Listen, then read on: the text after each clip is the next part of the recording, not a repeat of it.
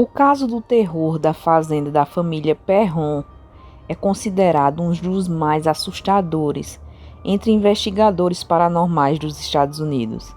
Não apenas porque testemunhas confiáveis passaram por situações aterrorizantes, mas também por ter mortes escabrosas envolvidas na situação. O caso foi tão tenso e icônico que gerou até filme, Invocação do Mal, considerado um dos filmes de terror mais sinistros dos últimos anos. Tudo começou quando a família Perron resolveu se mudar para uma fazenda para dar uma vida mais tranquila aos filhos.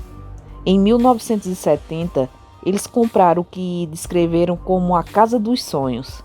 Era a Fazenda Arnold, com mais de 80 mil metros quadrados, com plantações de todo tipo e uma casa grande. Mas o sonho se transformaria em um pesadelo completo, não muito tempo depois. Assim que pisaram por lá, eles perceberam que a casa não era nada normal.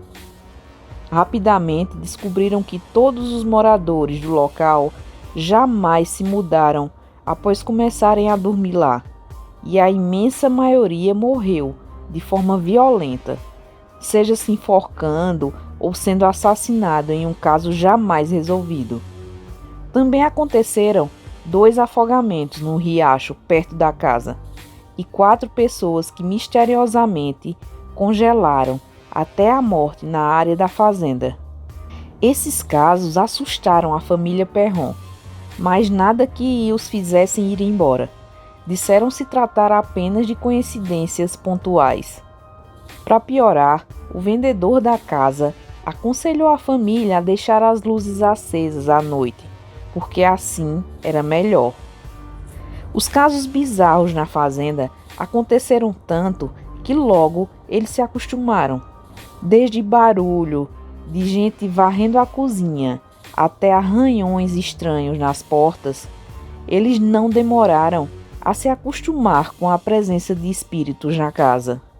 Em algumas semanas, até começaram a fazer piadas, do tipo: estamos em uma casa bem assombrada. Também havia o espírito de uma criança, chamado Manny, que eles acreditavam ser de John Arnold, que se enforcou no porão da casa. Manny encarava a família todo dia, com seu sorriso esquisito, e de repente sumia completamente.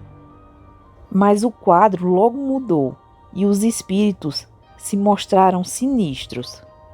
Junto com esse episódio, os Perron testemunharam também coisas como camas que se arrastavam e objetos que levitavam. Os episódios começaram a se tornar mais frequentes e menos inocentes cada vez mais. As filhas dos Perron relatavam puxões de cabelo e pernas e gritos muito altos toda a noite. Em algumas semanas, a família não conseguia mais dormir, com espíritos gritando "mãe" sem parar. Quando eles foram atrás dos sons, chegaram a um pequeno cemitério próximo na tumba de um garotinho, assassinado na área da fazenda. Já outro dos espíritos poderia ter molestado as meninas, 5 ao todo, e era descrito como muito mau por Andrea Perron, que escreveu uma trilogia de livros de memórias sobre as experiências da casa. Já outro fantasma fazia coisas ainda mais sinistras, principalmente contra a senhora Sherman. Ele era chamado de Batseba e diziam ser o fantasma de uma bruxa que se enforcou no celeiro no século XIX. A senhora Perron descreveu Batseba como uma criatura pouco humana, cheia de vermes rastejantes no corpo, com o pescoço aparentemente quebrado. A senhora Perron era atormentada continuamente pelo fantasma sinistro. Arranhada durante e em um dos episódios, sua cabeça foi jogada entre a privada em uma tentativa de afogamento. Quando as coisas chegaram a esse ponto, os Perron pediram a ajuda do casal Warren, um dos mais experientes no assunto sobrenatural dos Estados Unidos. Os Warren descobriram a história sinistra do fantasma Batseba. Segundo eles, a mulher foi acusada de sacrificar o próprio filho assim que ele nasceu. Na época, o corpo do filho foi encontrado com um espeto grande na cabeça, já frio. Como a polícia não conseguiu provas, o caso foi abandonado e ela saiu impune. Dizem as histórias que Batseba teve outros 3 filhos e todos eles morreram antes de completar 4 anos. No relatório de legista dela, o médico descreveu o corpo dela como assustadoramente duro, como pedra. O fantasma torturava as meninas, enquanto aliviava para Roger Perron, pai da família.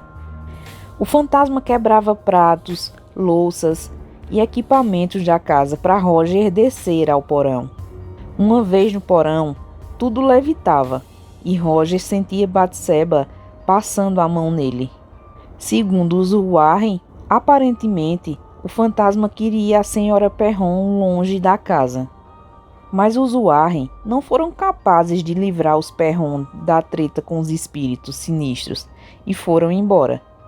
Por não terem dinheiro, a família Perron viveu na casa por mais de 10 anos, sofrendo nas mãos dos espíritos, até que conseguiram comprar outra casa.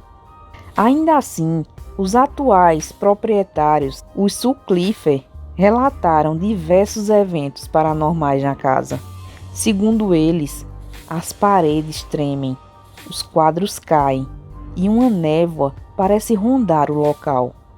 Embora eles não sofram tortura nem ataques diretos, como os antigos moradores. Bom, pessoal, vocês conheciam já essa história? Eu mesmo, se fosse comigo, eu não ficaria de jeito nenhum nesse lugar. E vocês, deixem aí nos comentários o que vocês achariam melhor fazer numa situação dessa. O nosso vídeo agora vai ficando por aqui. Fiquem todos com Deus e até a próxima.